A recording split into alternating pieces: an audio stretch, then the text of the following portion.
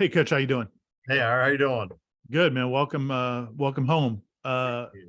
What I guess if you could just take us through the process when you first started talking to Link about this, and kind of how difficult a decision was it for you?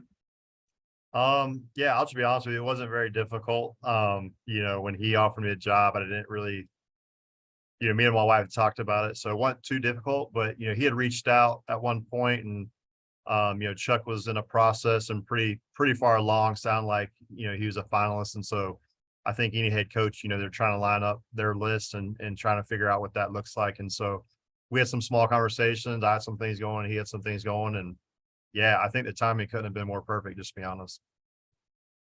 I guess along those lines, I guess what kind of prior relationship did you have with Link? I know both Tallahassee natives. Obviously, he's been around this program a lot and had a lot of success across college baseball. I guess what prior relationship did you have with him?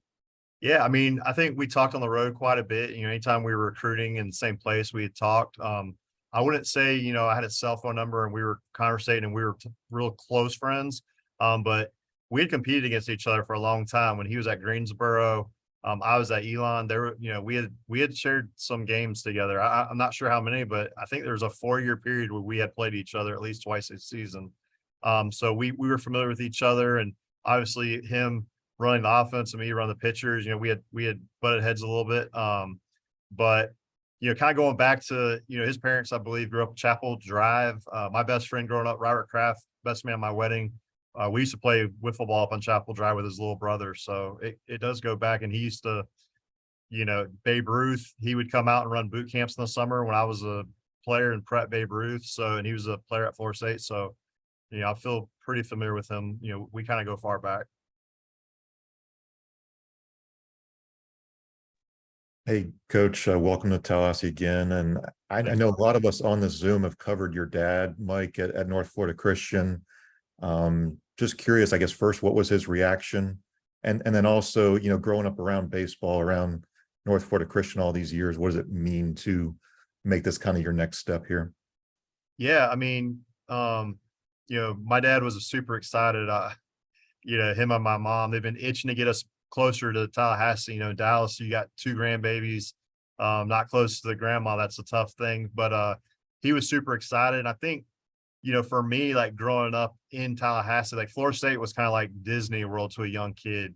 It was kind of like this magical, mythical thing, almost unattainable. So, when I had a chance to come back, it's almost like kind of pinch yourself a little bit. Like I grew up pulling for Florida State. This was my team.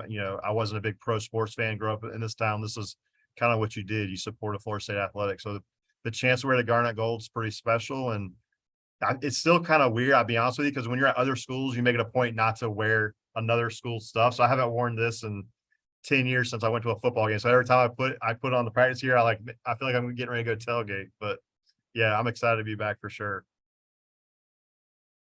I guess in the local sense, you're from North Florida Christian. Link Jarrett's from Florida High around here. I guess what's it like in the sense of getting, a little bit more Tallahassee locality into Florida State's baseball program? And I guess is there any importance to you in that sense? Yeah, for sure. I mean, to have local guys is special. I think, Florida State, like you just don't want local guys that like you're competing at a national level, you're trying to win the national championship. So you want to make sure you got the right guys in the boat. But the chance for 2 local guys to do this, I think is pretty special. Tallahassee baseball's special. Like growing up, like he played for Coach Hogan, I played for my dad, Coach Ashcroft. Like there's just so many legends that have come through Tallahassee, and the baseball landscape here is special from, David Ross all the way down. It's just, yeah, it's pretty special. So.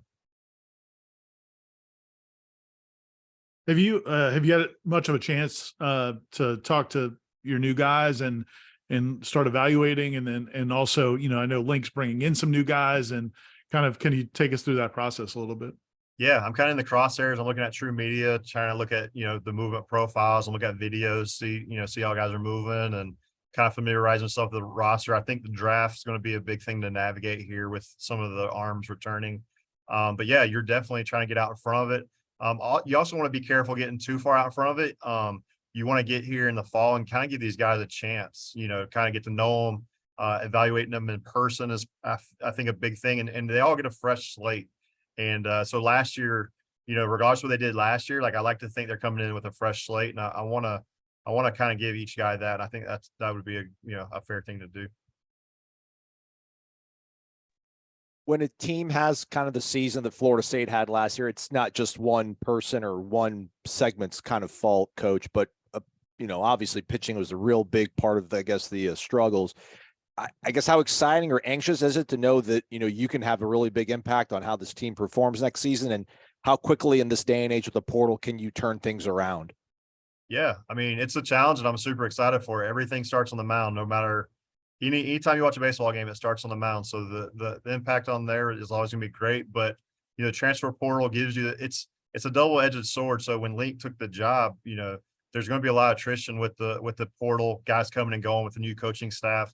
So, trying to put together a team, with a month to go, it's tough, but now you're a year into it. We've positioned ourselves nicely here in the portal as far as adding some depth and some quality pieces. And so in the portal age, you're not having to go get that JUCO guy and hope he develops. Like, you can go get a proven guy, a little bit more plug and chug, and then, you can kind of get older faster, if that makes sense. So. I know it's kind of, I guess, a broad question, but as a pitching a coach, what is your approach? What is your philosophy of how you're dealing with guys, how you're working with guys? Yeah, I mean, I want to individualized approach. The way I told the guys when I talked to them is, I want to collaborate. I want to work with them. I don't want to be a dictator. I don't want them working for me. I want to kind of know what makes them tick, what they like. Here's what I'm seeing. I love to collaborate. I got some old school in me, as far as from a compete standpoint, but also progressive on the technology side to be able to use tech and leverage it. You're seeing the way ball flights track, like being able to leverage that. But our approach is gonna be simple. We want to leverage counts, and we want to be 0-2, 1-2 on hitters, not 2-0, 2-1. And I think when you do that, you're going to clean up a lot of things. It's going to cut down the walks.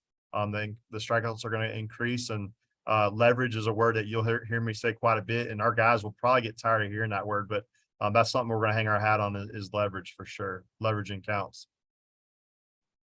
It seems like in the last couple of years that college baseball has kind of become more of a hitter-friendly game. I guess just from your point of view, why is that, and how do you try to combat that? Yeah, I mean, people don't. I hate to say I'm a pitching guy, but people don't come to watch the 2-1 the game. And I think college baseball, the baseballs are getting a little bit better. The bats every year are getting better. People are figuring out how to make the bats better. The strike zones are more true now with TrackMan. You're starting to see more of that pro strike zone. It's going to be a little tighter. And the hitters are getting more physical, and they're getting older. With the portal, you're not playing the young, inexperienced high school guy. You're playing grown men, 22, 23-year-old men. So yeah, that's kind of some of the reason I think offense in college baseball is starting to take off a little bit. But at the same time, it's everybody is in the same boat. It's not like it's just going to be hard for certain places. We're all in the same boat. And, if you can create some swing and miss, and you can, locate secondaries, I think you can neutralize a lot of offenses, just to be honest with you. You mentioned your familiarity with Link. I mean, going up against him and things like that. What are some things that attracted you to getting to work with him? Like, what are things you think of when you think of a Link Jarrett baseball team? I'll be honest with you, being in the other dugout, Link's offenses are a pain in the neck. Like, I'm glad we're in the same dugout. His ability to spoil pitches with 2 strikes is very annoying. His offenses were very pesky. They had good blends of power, compete. They could run the bases. They could, hit for average. So Sean Geidt, who's on staff, I remember that guy was hitting 400 at one point, like when we played him. So, but yeah, the opportunity to work with Link, I'm a huge believer in him, and that was, to be honest with you, a big draw in coming back. I felt very comfortable with what he's going to build, and I know he's a proven winner and his attention to detail. And yeah, I mean, I couldn't be more excited to work for Link Jarrett. I mean, he's one of the best in the country. So. Coach, going back to something you said earlier, the Tallahassee baseball community is special. All throughout this area and even up in Georgia, the talent that's here from a baseball perspective. How excited are you to have all this great stuff in your own backyard? Obviously, you had a good bit of that at DBU as well, but talent that you're familiar with in a place that you're familiar with, a lot of coaches you're still familiar with. How excited are you to get out and recruit the Big Ben in South Georgia?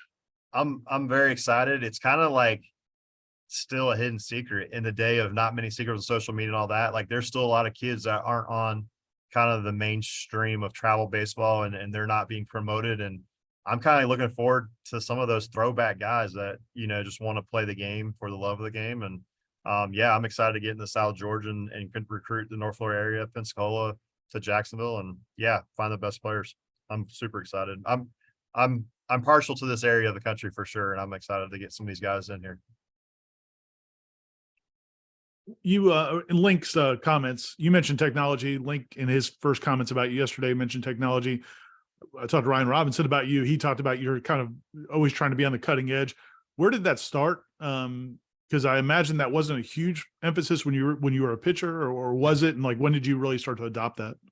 Yeah, I remember in 2011, I started my coaching career, and I had just got done with pro baseball. And it was funny, like I didn't really know like what I believed. I didn't have a philosophy. I didn't, and I knew I had to have all that. And so I started just trying to learn every year, just try to dig, talk to the right people, ask the right questions, be curious.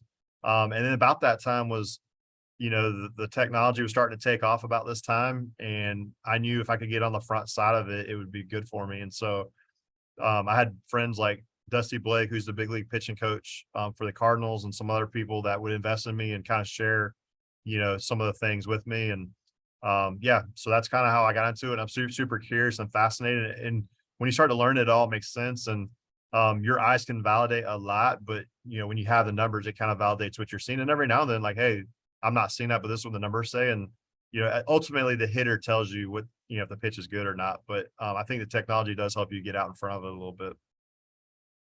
When the technology spits back as many numbers as it does on every pitch, how do you try to simplify it when you're giving that back to your players? So the way I do it is, I'm going to have a dashboard. I'm going to get all the data, and then I'm a good old fashioned redneck. So I want to make it, redneck terms for these guys where they can understand it, and, just try to keep it as simple as possible. I think if you could take advanced ideas and make them simple, I think that's kind of the honey hole that you're shooting for. So. And then watching your dad coach and playing for him, like, what was that when your passion for coaching kind of started? Like, what did you like about watching the impact he had as a coach, as a young player? Yeah, coaching runs in my blood, obviously. I'll be honest with you, when I got done with pro ball, I was like, I'll never coach. Like I had some jobs lined up here in town with like some commercial real estate guys, and I thought I was going to do that. I actually went to school here for marketing. I was fully planning on using that, and I coached with my dad, and he had 3 really good arms, and I enjoyed just coaching those guys, having the locker room banner. And, I thought for a minute, like, hey, I might be able to do this. And, yeah, his passion has definitely bled into me. And I grew up in a dugout. I grew up around it. I think I took that for granted until maybe a few years ago, realizing, just learning the game through that lens was pretty neat. So yeah, it runs in my blood for sure. I know at Dallas Baptist, the goal is always to make it to Omaha. The goal here is, well aware, is that to make it there and finally get one. Just that opportunity, your confidence in Link. I guess, how serious do you kind of take that responsibility now that you're here? Yeah, I mean, super serious. I know, this program's been chasing that for a long time, and it's kind of some unfinished business. And, we didn't come here to make it to Omaha or do anything like that. The national championships are the goal. And, when you're at Florida State, that's going to be the goal in any sport, really. So, I don't really run from that, kind of embrace it and, put your head down and go one day at a time. And, we tell our guys to attack this thing one pitch at a time. So we're going to do this. I'm going to do the same thing. I'm going to attack this thing one day at a time and kind of break it down and pour it all I got into it. And I think when you look up at the end of the day, you'll be satisfied with where you're at.